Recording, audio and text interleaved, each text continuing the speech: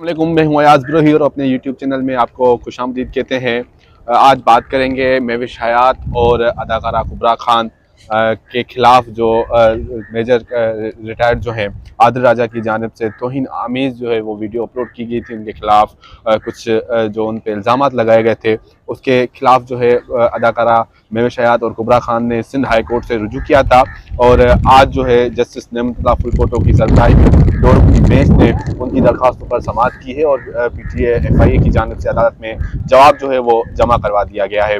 PTA की जानिब से अदालत में क्या बताया गया है और कितने लिंक्स जो हैं वो ब्लॉक किए गए हैं और क्या क्या मजीद जो अदालत में हुआ है समाअत के दौरान उसके मुतल्लिक आपको आगाह करेंगे। सीनियर सहाफ़ी हैं शाहिद हुसैन कोर्ट रूम में मौजूद थे, मजीद उनसे मालूम करते हैं। शाहिद भाई बताएं समाअत के दौरान क्या हुआ और महविश हयात और कुबरा खान के वकील ने क्या मौक़िफ़ इख्तियार किया, पीटीए ने क्या जवाब जमा कराया है अदालत में और अदालत ने क्या रिमार्क्स दिए। देखें, काफ़ी अकाउंट्स जो है ब्लॉक किए गए हैं, लिंक्स को ब्लॉक किया गया है। जो काबिल एतराज़ मवाद था उसको हटाने का जो है वो अदालत ने जो हुक्म दिया था उस पर काफ़ी अमल दरामद शुरू हो गया है। अच्छा, चूँकि थोड़ा सा बैकग्राउंड जो व्यूअर्स हैं उनके सामने रखना बहुत ज़रूरी है, क्योंकि आपको याद होगा सोशल मीडिया के ऊपर मेजर आदिल राजा की जानिब से जो एक वीडियो की गई थी उसके बाद एक तूफ़ान बदतमीज़ी शुरू हो गया था और भरमार शुरू हो गई थी मुख्तलिफ दीगर सोशल मीडिया अकाउंट्स की तरफ से। और उसके बाद फिर बाकायदा तौर पर तज़ीक़ और तज़लील की गई जो मारूफ़ अदाकार हैं, तो उनकी तरफ से पहले जो है वो कुबरा खान की तरफ से अदालत से रुजू किया गया था। उसके बाद फिर महविश हयात ने भी अदालत से रुजू किया।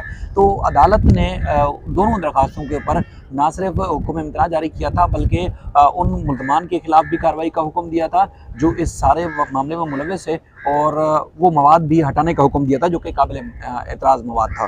तो वो आज उस हवाले से जो है वो पेशरफ्त रिपोर्ट पेश की गई आज जस्टिस नेमतुल्लाह फुलकोटो साहब की अदालत में। अदालत ने एक तो कहा कि जो गुज़श्ता समाअत पर जो काबिल एतराज़ मवाद था उसको हटाने के हवाले से जो पीटीए, एफआईए और दीगर इदारों को अहकाम जारी किए गए थे उस हवाले से क्या बना, क्या मवाद वो हटाया गया है या अब भी मौजूद है। तो उसमें सरकारी वकील ने बताया कि जो कुबरा खान है उनका बयान ले लिया गया है, महविश हयात का बयान जो है लेना बाकी है, और पीटीए को हमने जो है वो एफआईए ने बताया कि हमने लिख दिया है बाकायदा तौर पर ये मवाद हटाने के लिए, और जल्द ही ये जो मवाद है वो हटा दिया मैं जाएगा। एक चीज़ समझना चाह रहा हूँ, महविश हयात ने बयान रिकॉर्ड करवा लिया है, कुबरा खान का बयान लेना मेरे ख्याल से ये जो रिपोर्ट में और कोर्ट रूम में, क्योंकि रिपोर्ट में कुछ और लिखा हुआ है और जो ओपन कोर्ट में जो बात हुई वो कुछ और है, तो इसलिए मैं जो बात हुई वो हम बता रहे हैं। तो उसके बाद फिर इन्होंने बताया कि जो पीटीए के जो पीटीए जो है वो कार्रवाई कर रहा है, पीटीए की तरफ से बताया गया अदालत को। और उसके बाद फिर जिस मवाद को चूँकि हम यहाँ जो ब्लॉक कर सकते थे, रिमूव कर सकते थे पाकिस्तान से बैठ के, पीटीए के वकील ने बताया कि वो तो हमने कर दिया है। अब कुछ एप्लीकेशंस ऐसी हैं जो पाकिस्तान से बाहर से जो ऑपरेट होती हैं, तो उनको उनके पास या उनको ब्लॉक करने का इख्तियार हमारे पास नहीं है, बाकायदा तौर पर हमने रिव्यू कर लिया है। अब वो बैरून मुल्क से ही मुतल्लिका जो फोरम्स हैं, सोशल मीडिया के प्लेटफॉर्म्स हैं, वहाँ से इसको हटाया जाएगा। और तफ्तीशी अफसर ने ये भी बताया कि बाकायदा तौर पर शिकायत नंबर जो इरसाल कर दी गई हैं और इस तहकीकात जो है इंक्वायरी का बाकायदा तौर पर आगाज़ कर दिया गया है उन तमाम मुल्ज़मान के खिलाफ जो इस सारे मामले में मुलव्वस है, और जल्दी ना सिर्फ मवाद हटा लिया जाएगा बल्कि जो मुल्ज़मान हैं उनके खिलाफ जो है वो तहकीकात भी कर ली जाएगी। अब अदालत ने इसमें जो है वो टाइम दिया था कि 24 फरवरी को जो है वो हुक्म इम्तिहान जो पहले से जारी किया था उसको जो है वो बरकरार रखा है, और 24 फरवरी को कहा कि पीटीए, एफआईए और वफाकी हुकूमत इसमें तफसीली रिपोर्ट जो है आइंदा समाअत पर जमा कराए। अच्छा, जो तहरीरी रिपोर्ट जमा कराई गई है उसमें कुछ फैक्ट्स फिगर हैं, तो हम चाहते हैं कि व्यूअर्स के सामने वो भी आ जाना चाहिए। उसमें जो पीटीए है उसकी तरफ से बताया गया कि ट्विटर के 65 अकाउंट और इसके अलावा इंस्टाग्राम के जो 10 अकाउंट्स हैं काबिल एतराज़ जो मवाद था उसको हमने ब्लॉक किया है। 3 लिंक्स जो है ब्लॉक किए जा चुके हैं। इसके अलावा जो 5 लिंक्स हैं वो प्रोटेक्टेड हैं, और जो प्रोटेक्टेड हैं चूँकि मैं पहले आपको बता चुका हूँ कि वो बैरून मुल्क से जो है वो ऑपरेट होते हैं, तो इसलिए उनको जो है वो वहाँ से ब्लॉक कराया जाएगा। उधर जो है उनकी कोशिश जारी हैं। ये भी अदालत को बताया गया कि मज़ीद जो 49 लिंक्स हैं उनके ऊपर जो है वो कार्रवाई जारी है, वो भी जो है जल्द ब्लॉक कर दिए जाएंगे। और इन लिंक्स और अकाउंट्स के जरिए जो काबिल एतराज़ मवाद था वो मुसलसल जारी था, फैलाया जा रहा था, और उनके खिलाफ जो कार्रवाई जारी है। जिन लिंक्स और सोशल मीडिया प्लेटफॉर्म्स तक पीटीए की रसाई थी वो हमने बराह रास्त जो है वो कर दी है, बाकी जो है वो आइंदा समाअत तक जो है कार्रवाई मुकम्मल कर ली जाएगी। अब जैसे मैंने आपको बताया कि ये जो सिलसिला था जिस तरह शुरू हुआ मेजर आदिल राजा की तरफ से, और उसके बाद फिर ये सिलसिला काफ़ी दिन तक जारी रहा।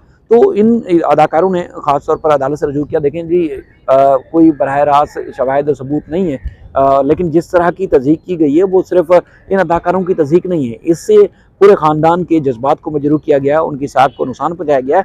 तो लिहाजा एक कह लें कि जैसे हद तक इज़्ज़त की गई है, तो उस लिहाज से पीटीआई और जो एफआई है वो कार्रवाई करे और कार्रवाई करने के बाद जो है वो अदालत को आगाह करे। तो बहरहाल ये बड़ी कार्रवाई थी, अदालत ने जिस तरह का हुक्मनामा दिया था उस हिसाब से तो आज जो रिपोर्ट आई है उस हिसाब से तो लग रहा है कि ना सिर्फ सोशल मीडिया अकाउंट्स को ब्लॉक किया गया है, बल्कि दीगर जहां काबिल इतराज़ मवाद था उनके खिलाफ कार्रवाई के साथ साथ उन मुल्ज़मान के खिलाफ भी बाकायदा तौर पर तहकीकात का आगाज़ किया गया है। जो इस सारे जो मामला था, जो मुहिम थी सोशल मीडिया पर जारी, उसमें बराह रास्त मुलव्वस है।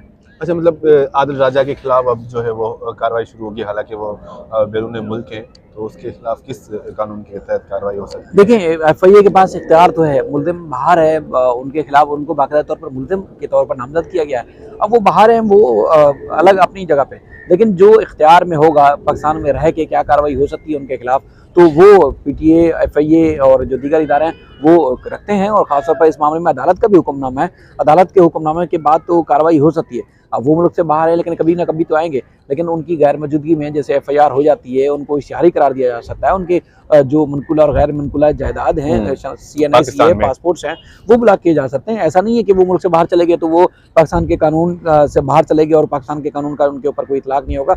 नहीं, वो उनके जो पाकिस्तान की हुकूमत के पास उनकी दस्तावेज़ात से मुताल्लिक जो इख्तियार है वो ज़रूर उस पर अमल दरामद होगा। और चूँकि बड़ा रिलीफ मिला है अदालत की तरफ से उन मारूफ अदाकारों को जो कि वाकई ही डिज़र्व करती थी, तो आज बड़ी पेशरफ्त से आगाह भी किया गया कि बाकी कार्रवाई का आगाज़ भी कर दिया गया है। बहुत शुक्रिया शाहिद भाई, बिल्कुल बाकायदे कार्रवाई का आगाज़ जो है वो भी शुरू कर दिया गया है। ये बड़ी पेशरफ्त थी आज सिंध हाई कोर्ट से महविश हयात और कुबरा खान की दरख्वास्तों पर। मज़ीद जो इस केस की समाअत होनी है वो 24 फरवरी को होनी है। मज़ीद जो भी इस केस में जो अपडेट आती रहेगी हम आपको इस हवाले से अपडेट करते रहेंगे। तब तक के लिए अल्लाह हाफ़िज़।